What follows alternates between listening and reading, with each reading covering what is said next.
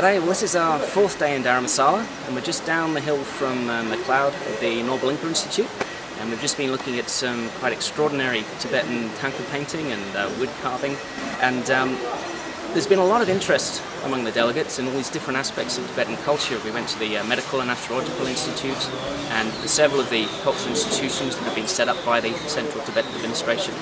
And as they've all commented, it's one thing that really can give a lot of hope for Tibet's future. The fact that here in exile, despite everything that's happening inside Tibet, you have this really thriving, flourishing Tibetan community, and there's extraordinary effort being put into education and health services and to preserving the Tibetan arts and all these aspects of this wonderful Tibetan culture that we've, of course, will come to love so much.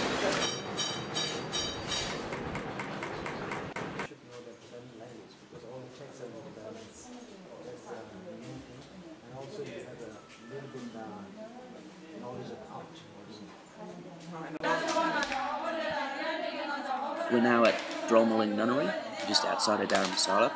This is something that I'm sure many of you recognise. This is the nuns debating as part of their Buddhist training. Now, it's almost impossible for Tibetans inside Tibet to receive a proper Tibetan Buddhist training. So, again, this is an example of Tibetans doing in exile what they can't do in Tibet, and again, really making this extraordinary effort to keep Tibetan religion and other traditions alive and flourishing. Now, this is very exciting. We're about to have an audience with His Holiness the 15th Karmapa. We're just arriving at his monastery. The Karmapa is head of one of the four main traditions of Tibetan Buddhism, the Kagyu tradition. Unfortunately, this is another meeting that I wasn't able to film, so I'll have to fill you in due course. Back in Dharamsala now. Just had a wonderful meditation class, and we're just chilling out on the roof and feeling more relaxed than we felt for a few days. One of the most powerful and formative experiences we've had here has been meeting and talking with a number of former political prisoners. Here we're over at Guchu Sum, which is the organisation formed by ex-political prisoners in Dharamsala. As you can see, I'm deliberately disguising this gentleman's identity.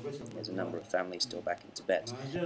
Now, it's not unfortunately possible to send them over by email, but I will be bringing back to Australia a number of testimonies from former prisoners and political refugees who we've met. And I look forward to sharing these with you.